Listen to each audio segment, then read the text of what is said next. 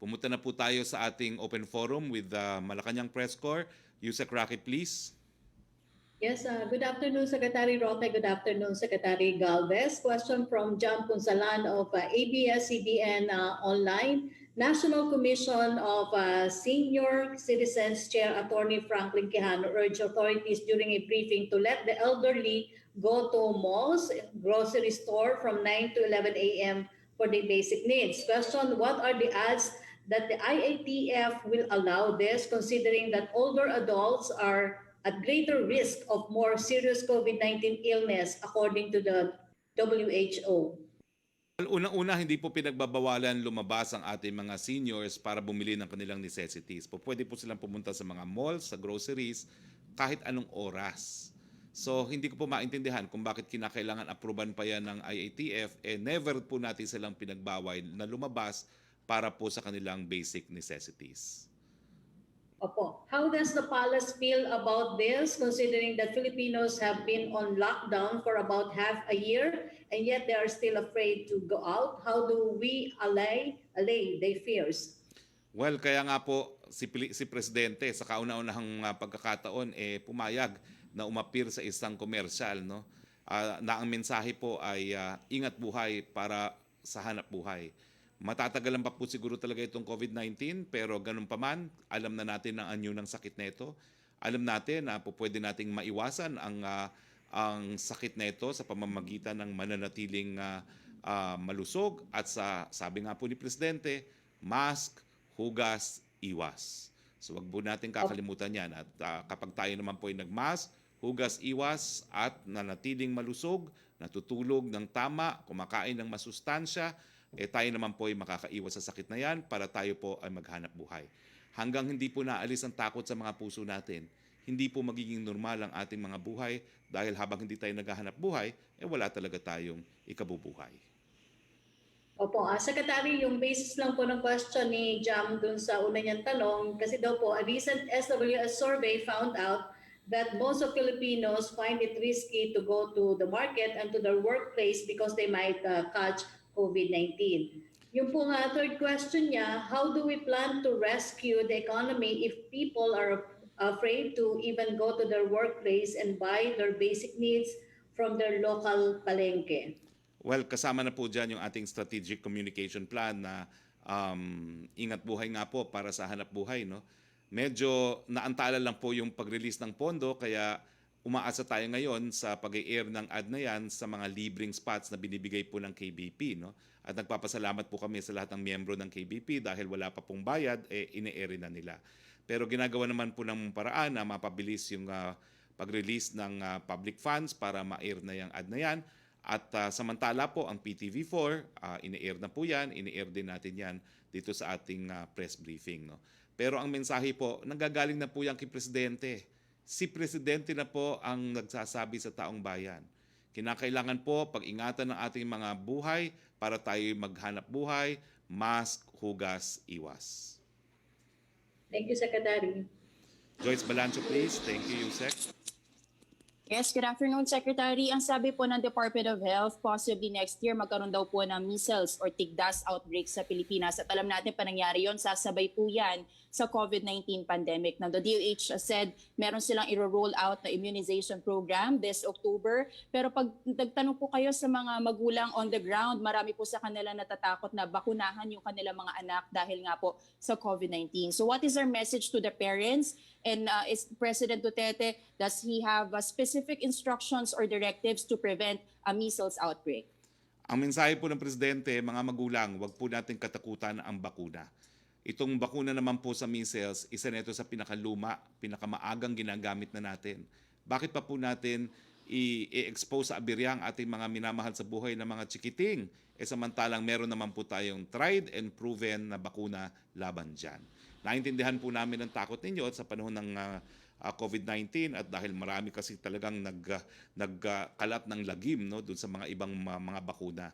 Pero itong measles naman po, matagal na pong ginagamit yan. So wala po kayong dapat ikatakot, no? At pagdating naman po sa COVID-19, well, ang mabuting balita po, tama po si Presidente. tama po si Presidente, nabasa ko po sa New Yorker Magazine na in fact sa China meron nang ginagamit ang mga Chino na vaccine bagamat ito'y hindi pa officially approved ng health authorities ng China at meron na pong natapos pala sa third clinical phase na vaccine sa China ngayon. So the President must have had his sources of information, but he is correct. A vaccine is soon to be available.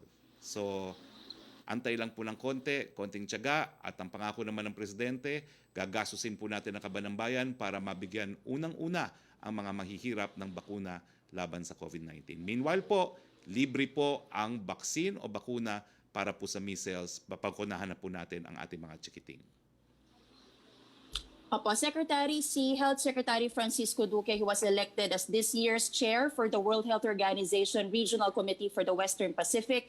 Him being elected was actually unopposed by 37 member states of the WHO. Any reaction to this, sir? Gaano ka-importante ang role ni Secretary Duque and yung significance na Philippines ang chair nitong WHO Regional Committee? Well, our congratulations to Secretary Duque, my classmate in the cabinet.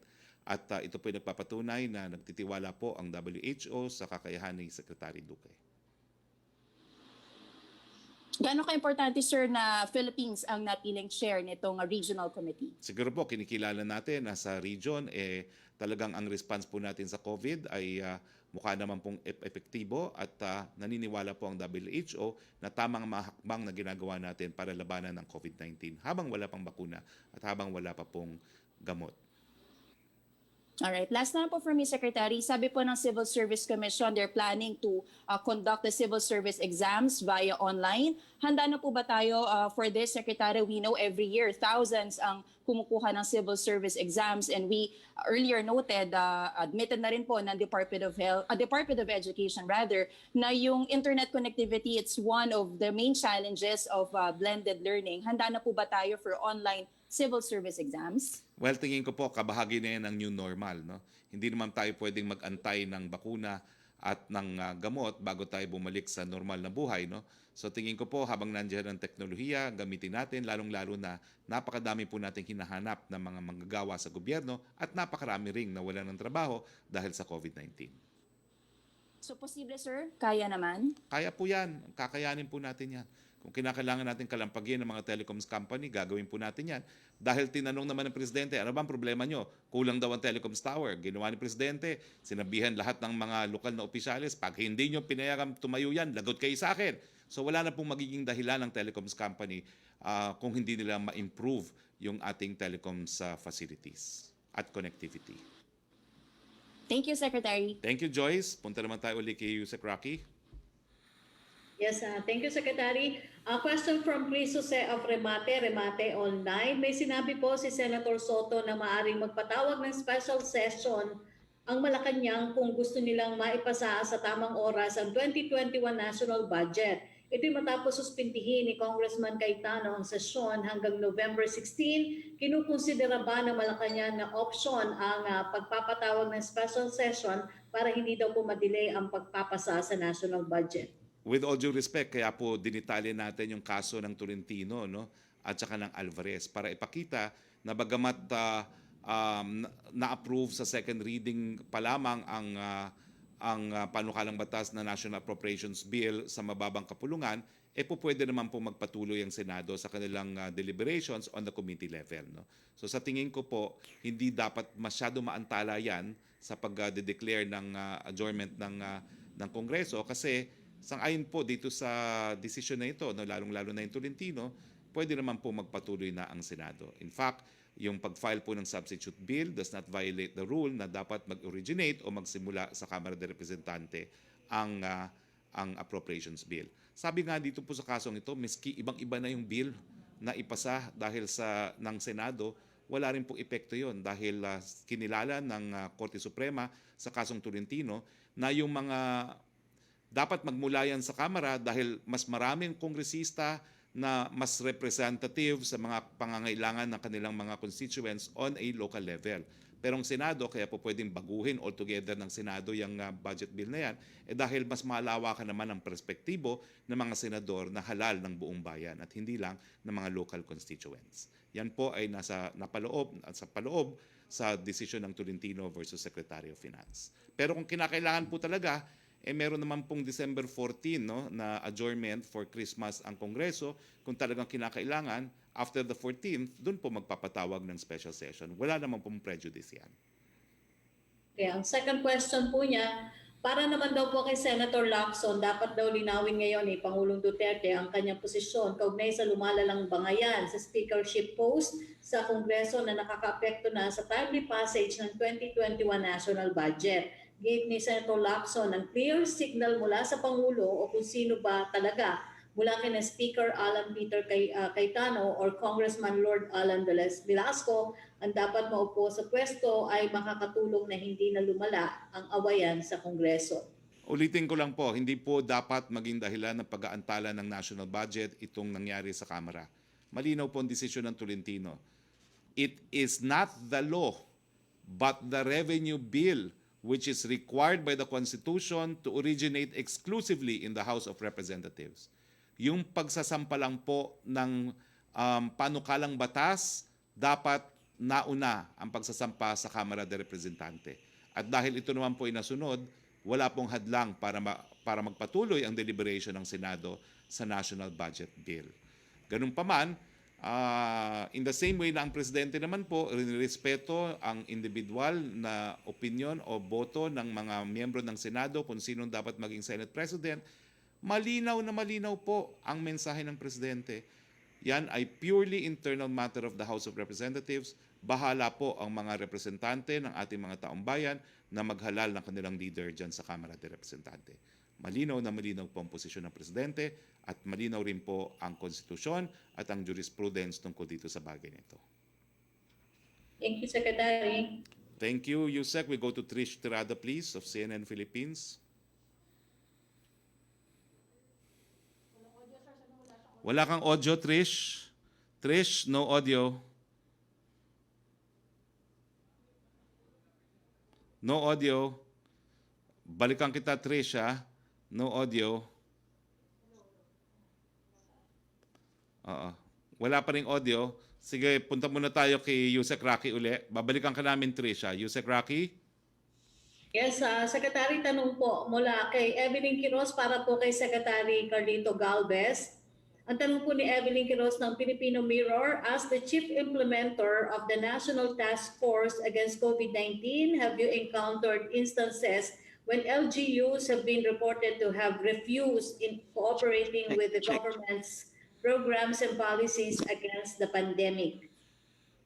Nung mga unang ano po natin sa NAP Phase 1, dahil nangangapa po tayo, talagang parang nagkaroon po na talagang kanya-kanya po ng implementasyon. Pero sa ngayon po, maganda po ang naging ano po natin because of we were able to localize yung ating National Action Plan yung sa Phase 2. And at the same time, madalas na po tayong bumibisit sa mga LGU. Sa ngayon po, medyo nabibigla nga po kami dahil talagang kami pa ang na-inspired dahil kasi yung kanilang mga ginagawa po ay talagang hinihigitan po ang ating ginagawang implementasyon ng minimum health standard.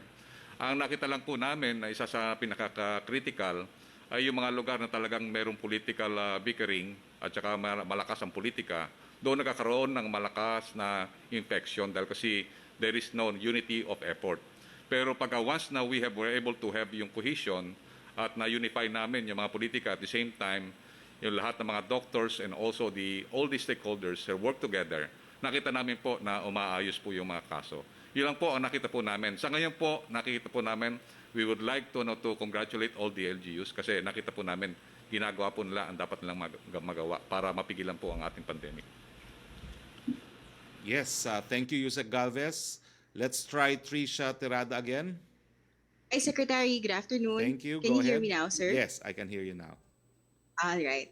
Sir, First question, the President will have a full cabinet meeting on Monday about the strategies for the economy. Nung last meeting po with the economic managers, nabanggit niyo po na nag-present po sila ng current scenario natin. Sir, what were the scenarios presented by the economic team in pushing for further reopening of the economy? And at the same time, what are the latest economic projections should the businesses remain closed po? I do not have the exact figures with me. Napakahaba po ng presentation ni Secretary Chua, no? But what the conclusion is, ang solusyon ang epekto ng pandemya ay bumaba ang ekonomiya, at pag bumaba ang ekonomiya, ibig sabihin mas maraming nagugutom, mas maraming walang trabaho, mas maraming hindi nakapag-aaral. Ang solusyon, ang tanging solusyon po, buksan pa po natin na mas maluwag ang ating ekonomiya na po pwedeng gawin naman kung pag-iingatan po ang buhay. Sir, in what ways pa po natin nakikita ang pwedeng buksan yung ekonomiya as they proposed? Well, sa transportasyon po talaga, kasi yung 1 meter rule na yan, sumatotal po dyan, mga 30% lang ang transportation natin. No? So, kinakailangan pa natin ng 20% na buksan pa ang ekonomiya kung mananatili po tayo sa GCQ, dahil ang GCQ, ibig sabihin, 50% lang po ng ekonomiya nakabukas. At doon po sa mga datos ni Secretary Chua, pinakita niya na bagamat GCQ ang Metro Manila, ang problema, 60% ng ekonomiya ay nasa Metro Manila. No? So 50% pa lang ng Metro Manila ang nakabukas ngayon. So ang pag-uusapan po, pwede bang mas luwagan natin ang ating ekonomiya na maging 75% man lang ang Metro Manila at yung mga karatig na probinsya kung saan ang bulto ng ekonomiya ay nakasalalay. No? At ano yung mga pamamaraan para mapatuloy na mapangalagaan ng kalusugan. Sir, on another topic, the United Nations Human Rights Council has adopted a resolution seeking technical assistance to the Philippines amid the alleged killings and alleged rights abuses under the administration or Duterte administration. Sir, part po ng proposed technical assistance covers support for investigative and accountability measures, data gathering on alleged police violations, and etc. Sir, are you open to this? Is Malacañang open to this? Well, to begin with, we're thankful for the UN Human Rights Council. No? Tama po naman yung kanilang ginawang resolution, at nagpapasalamat po kami dahil yan po ay nagpapakita na nagtitiwala pa rin ang UN Human Rights Council sa mga institusyon para mapanagot po ang mga lumalabag sa karapatang pantao ng ating mga kababayan. So we will fully cooperate po with the UN Human Rights System dahil yan naman pong gusto lang natin. We're not saying we're perfect. Kaya nga, kung gusto ninyo, huwag nyo na kaming pulaan, tulungan nyo na lang kami. At ito pong latest resolution ng UN Human Rights Council na nagbibigay ng technical assistance sa atin is very much appreciated. Secretary, last na po yung dun po sa Twitter may nagtitrend po. There's a movement called Love is Not Tourism. Tinatanong po nila what are the considerations as you discuss the proposal and how soon could we see a resolution on this? Huwag po kayo mag-alala. Maghuhurumintado na ako sa IATF mamaya tungkol dito sa Love is Not not Tourism. No? Napakatindi po talaga ng labi ng mga nag-iibigan at naintindihan naman po natin yan. Hayaan nyo po, talagang mamayang hapon, may meeting sa IATF. Talagang sasabihin ko, oy, mga kasama, kinakailangan aksyon na neto dahil walang tigil ang pagtatanong sa galing po sa Love is Not Tourism. Okay? Salamat po, Secretary. Thank you po. Maraming salamat. Trish, punta naman tayo kay Yusek Roque again. Yes, Secretary, tanong mula kay Jillian Cortez ng Business World. What is the palace reaction to Senator Pampilo Lacson's statement saying the budget is as good as reenacted because of the premature suspension of House sessions without submitting the 2021 budget to the Senate?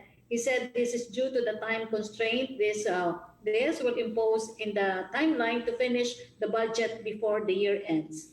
Well, pangatlong beses ko na po ulitin ng Tolentino versus Secretary of Finance, hindi naman po dahilan para maantala yung deliberation sa committee level sa Senado ng ating budget yung nangyari sa Kamara de Representante. At sa tingin ko po, pagdating ng November 16 ata ang sinabi ng House Speaker natin na ma-approve nila on third and final reading, may sapat pa rin naman pong panahon. Kung hindi, December 14 naman po yung kanilang recess, pwedeng humingi ng special session para po patapos ang budget. Thank you, Secretary. Yes, punta naman tayo kay Melo Acuña, please. Yes, Secretary, good afternoon. Would you have an idea kung anong laman noong ipinasang budget ng House of Representatives on second reading?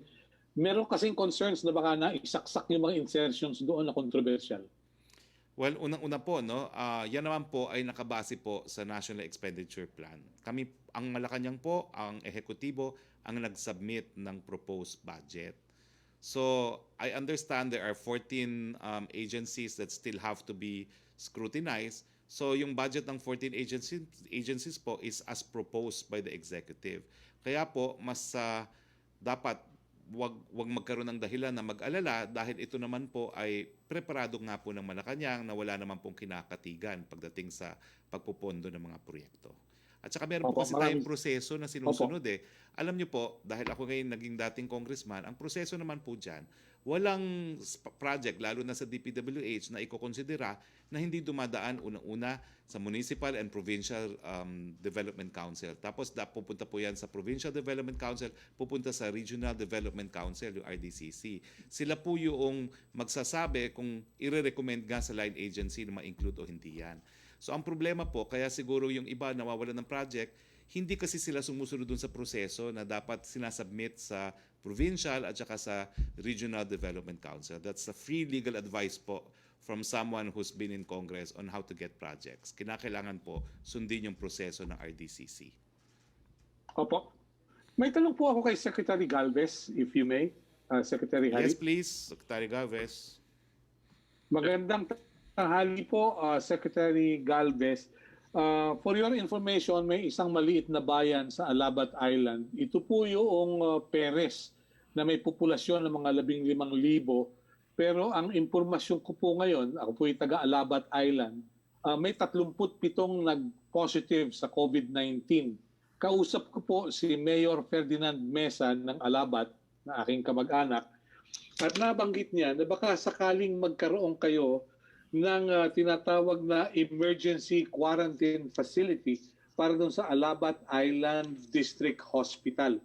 Baka raw po masuri ninyo sapagkat kailangan ngayon doon sa aming maliit na pulo ng Alabat. Salamat po. Opo, pupuntahan po natin kaagad at madalas naman po kami nag-uusap po ni Mayor ng Alabat at nakapunta na po siya sa akin sa opisina. At titingnan po namin at papuntahan namin po sa Regional Director po ng DPWH para makapag-ano po tayo kaagad ng mga quarantine facility po sa area. Tatawag po. Maraming salamat po. Secretary Villar. Yan po Thank you. si Mr. Action Agad, Secretary Galvez. Back to you, Sec. Roque, please. Yes, a question from Sam Medinilla. Ano po ang reaction ni President Rodrigo Duterte sa suspension po ng plenary hearing sa House of Representatives during budget deliberations? Well, alam niyo po, naging kongresista rin ang presidente. So alam naman niya yung mga maneuvers na ganyan. No? So siya naman po naninindigan na it's an internal matter in the House of Representatives. At bilang isang abogado, no? At kung hindi po ako nagkakamali, itong Tolentino versus Secretary of Finance ay in fact nadesisyonan nung nandun po sa Kongreso ang ating presidente, no? Because this is 1994 and this was when VAT was passed. So alam din po niya kung ano yung naging ruling ng Korte Suprema na what is meant by origination is only that the budget bill must have been filed first in the House of Representatives and that's enough for the Senate to continue working on it miski wala pong ginagawa ang Kamara de Representante. Second question po ni Sam, is the government considering restructuring any of its loans for BBB projects because of the COVID-19? If yes, which projects will be affected by this? Sa ngayon naman po, wala pa ako nababalita na rini-restructure. In fact, nagdagdag pa po ng ilang mga projects na in-announce po natin nung kakalipas lang nating press briefing. Ang pangatlong tanong po niya, may update na po kaya when the IATF will allow the entry of foreign nationals? Well, let me clarify. No? Nag-issue rin po si Commissioner Morente. The general rule is not allowed but they must present if there is a valid reason to enter, case-to-case basis po na desisyonan yan. At kinakailangan mag-apply ng entry visa sa ating konsulado abroad. Thank you, Secretary. Thank you, Yusek. Punta tayo kay Joseph Morong, please. Hi, sir. Good afternoon. Sir, first on the budget, can you illustrate how important is the 2021 budget, especially with reference to our COVID response? And do you agree with the statement of Senate President Soto that it is already delayed? Well, kung maantala man, maybe it's a statement of fact, pero yun nga po jurisprudence says the Senate can continue its own deliberations on the budget kasi hindi naman po yan nakadepende sa pagtatapos ng budget sa House. In fact, ang sabi nga po dito sa decision nito, yung filing ng substitute bill sa Senate mismo, which can be completely different from the version in the House, is also constitutional. Kasi nga po, ibang perspective ng mga senador, mas malawakan ang kanilang perspektibo, hindi localized, no? Okay. So, sa akin po, I speak as a spokesperson and as a former professor of constitutional law, wala pong hadlang para ipagpatuloy ng Senado ang kanilang deliberations. Sir, yun lang importance, and then just to follow up on that statement, so anong procedure? The Senate proceeds with its own deliberations and then kailan sila mag-meet ng Congress?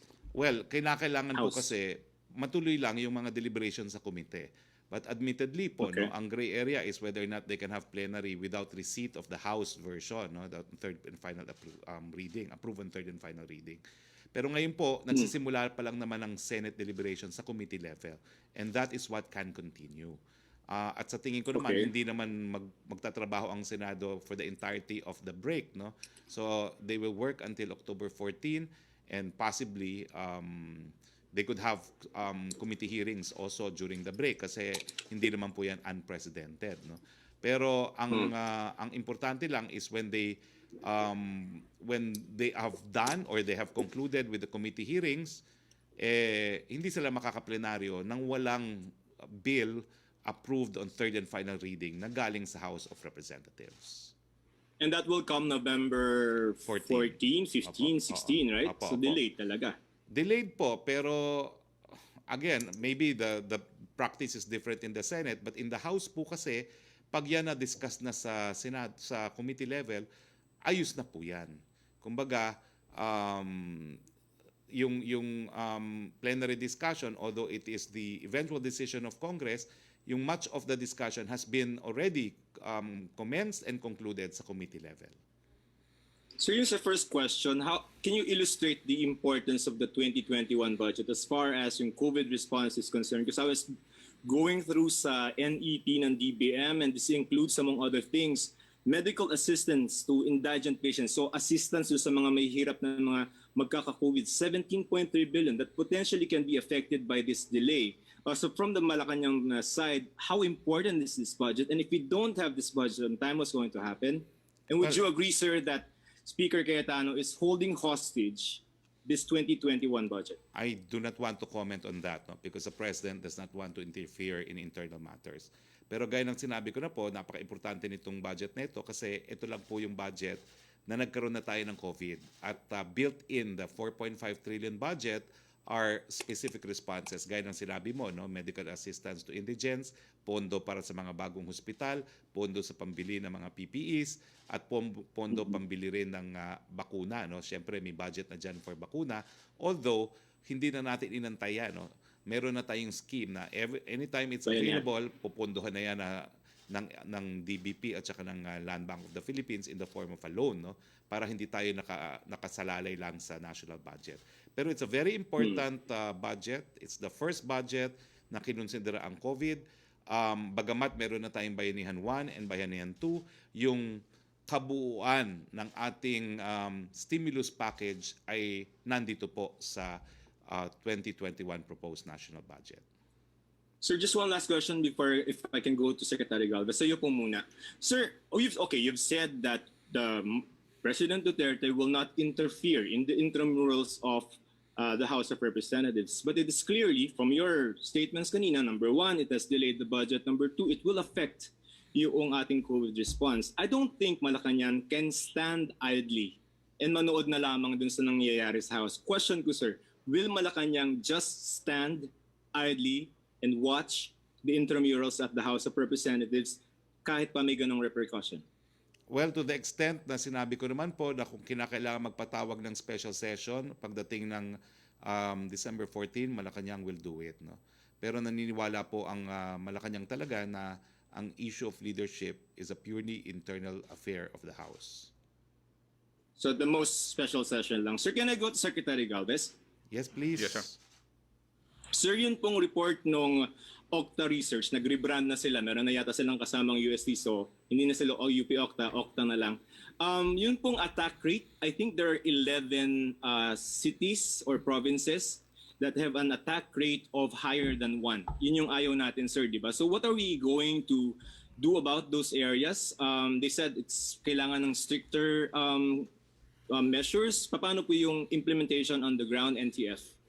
Ang ginagawa natin doon is yung mga areas na nakita natin, focus areas na matataas ang kanilang transmission. At the same time, nakikita natin na maraming new cases. Pinupuntahan yun ng code teams natin na binubuo ng DOH, majority ng DOH, at saka ng ating mga IATF and NTF composite teams. Ang ginagawa po dito ay talaga nagbabara-barangay sila para magkaroon po ng tinatawag na active case finding o syndromic surveillance. At para makita po kung ano po ang trend at bakit saan nagmula yung tinatawag natin yung frequency ng ng virus. So ganun po ang ginagawa po natin. And then also nagkakaroon tayo ng tinatawag ng massive support na tinatawag nating expanded plan na Kalinga, wherein ang ginagawa po natin, nakikita po natin kasi karamihan po sa mga LGUs po na yon, kinukulang po sila ng mga quarantine facility. So napo-force po sila ng tinatawag na more than 50% o 60% na naka-home quarantine. So ngayon, ginagawa po natin, tinutulungan po natin, lalo na ngayon sa area ng Batangas na mayroong 2,000 na mahigit ang naka-home quarantine. So pinupull out na po natin yung mga naka-home quarantine at mayroon na po tayong more than 600 na nailagay po sa mga hotels at saka sa mga quarantine facility. Ganun po ang ginagawa po natin. And then thirdly, ini-increase po natin yung testing capacity niya. So ang ginagawa po natin, for example, sa Batangas, noon dati meron lang siyang 200. Ngayon ginagawa natin 1,500 a day. So that yung kanyang positivity bumaba. At the same time, mahuli natin yung mga tinatawag nating mga active, tinatawag nating close contact. So ganoon ang mga estratehiya natin na talagang in-intensify po natin yung tinatawag nating active case finding para makita po natin yung magnitude ng contamination. And at the same time, we isolate immediately all the positive and increasing also the capacities of their hospitals. Nakikita rin po namin yung mga cities po na talagang umaangat ay mababa po yung kanilang mga ICU beds at saka yung mga isolation facilities. So ginagawa po ni Secretary Mark Villar ay nakakaroon po kami ng massive construction ng mga facilities na sa ngayon po 638 facilities po na more or less 24,000 beds ang ginagawa po natin. But will you, sir, increase yung community quarantine nila? Ibig sabihin, kung sila ay nasa GCQ, yung po mga mataas yung attack rate, 11 yun. So would you put them in a higher community quarantine or localized lockdown? Ang ginagawa po natin granular kasi Granular. yung malakihang ECQ is not sustainable. Nakita na presentation ng NEDA na napakalaki ng epekto pagka ginawa natin yung tinatawag na parang draconic lockdown. Nakita namin yan sa Taguig na kung yung BGC ang ating ni-lockdown, 16 to 19 billion ang mawawala sa 14 days. So ang ginawa po natin, ni-lockdown lang po natin yung construction site. So granular po ang answer po natin, granular at saka tinatawag po natin yung syndromic surveillance. Right, Secretary Galvez, thank you, sir. Secretary Roque, thank you for your time. Okay. Okay, pumunta tayo ulit kay Yusek Roque. May tanong, although nasagot na ito tungkol kay, natanong na ni Trish Narada, from Julie Aurelio, what is the palace's reaction to the UN Human Rights Council resolution calling for technical assistance and capacity building for domestic efforts on human rights and not an actual investigation on the Philippines? Yes, nagpapasalamat po kami muli dahil ito po naman ang kailangan natin kung saan tayo nagkukulang, sabihin po nila kung saan tayo nagkukulang at tulungan nila na mapagana pa ng mas efficient yung ating sistema dito sa Pilipinas. Second question ni Julie Aurelio, yung daw pong statement that senior citizens are not barred from going to malls and groceries to buy their basic needs. Is this still in line with the IATF policy of limiting the movement of senior citizens, minors, and those with comorbidities amid the pandemic? Yes, ang general rule po, manatili sa bahay, maging homeliners. Pero siyempre, kung wala naman makakabili ng kanilang essentials, pwede silang lumabas. Okay. Thank you, Secretary. Mela Las Mores, please, of PTV4. Okay, good afternoon, Secretary Roque. My question is about UNHRC pa rin po. Sabi ni Philippine Permanent Representative to the United Nations, Ambassador Evan Garcia, UN human rights body signals U-turn to the Philippines kasi nga mula sa mga batikos noon ngayon ay kooperasyon. Do we agree with this? At masasabi po ba natin connected yung naging participation ni Pangulong Duterte sa UN General Assembly sa panibagong development na ito? At idagdag ko na lang din, Secretary Roque, ano pong reaction natin sa mga dismayadong human rights groups dahil sa naging desisyon na to at yung iba sinasabi, Philippines is not yet off the hook. Unang-una, we agree wholeheartedly with the statement of Ambassador Garcia. We always welcome cooperation. Ang ayaw lang po ng presidente, yung pula ng pula, wala namang solusyon. No? At ito po yung nanggagaling pa dun sa kakilalang kalaban ng ating gobyerno. So we always welcome cooperation with the United Nations on a very important topic such as human rights. Pangalawa po, yung pangalawang tanong mo ay, dami mong tanong kasi Mela eh. Opo, dun sa mga sir bumabatikos at sabi pa nga ni Bayan Secretary General Renato Reyes, Philippines not yet off the hook when it comes to human rights violations issues. Well, para sa kanila po, sorry na lang po sila. Opo. Sir, last question lang. Pwede po sa inyo o kay Secretary Galvez. Nabanggit niyo po, isa sa mga solusyong nakikita ng pamahalaan ay further reopening of the economy. May mga inaay po ba tayong particular businesses na maaari ng buksan pa o lakihan pa yung operational capacity at ano-ano po kaya ito, sir?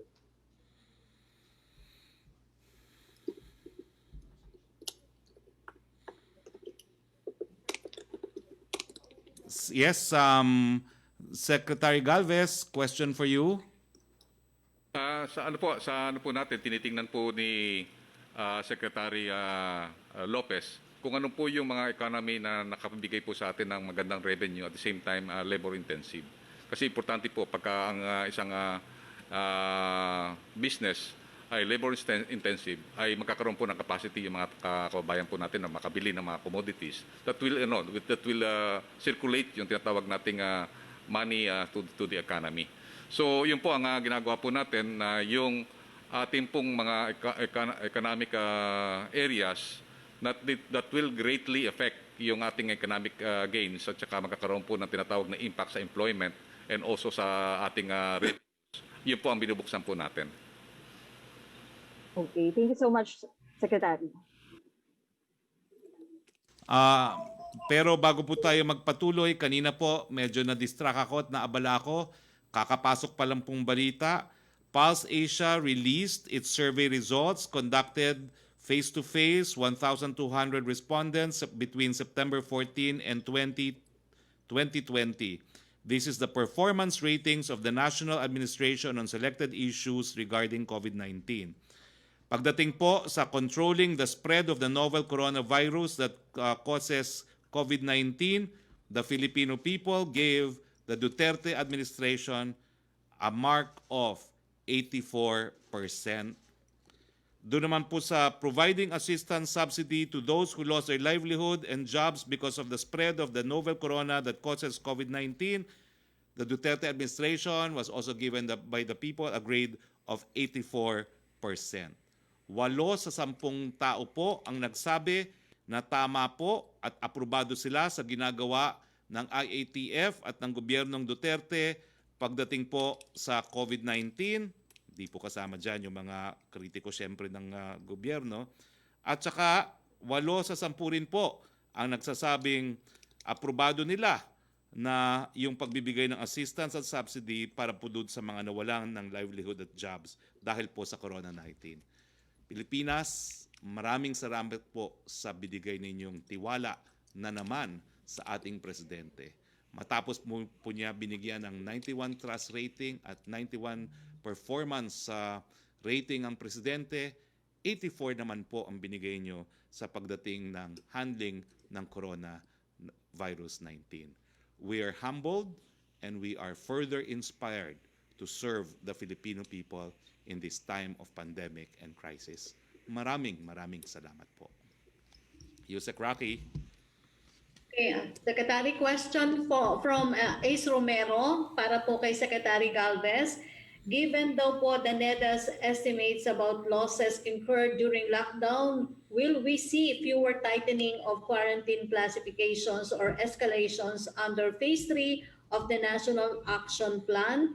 If yes, will this not lead to a spike in infections given that more people will be allowed to go out?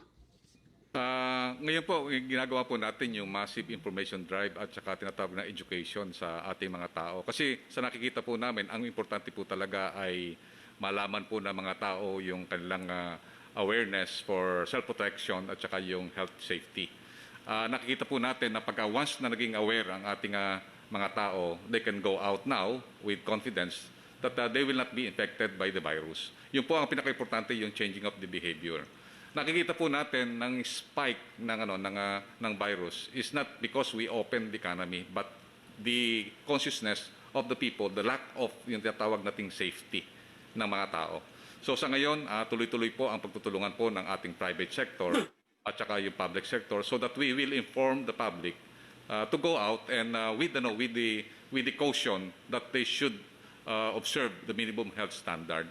Sa ngayon po, maganda po yung ginagawa ng ating mga mayors, especially sa NCR.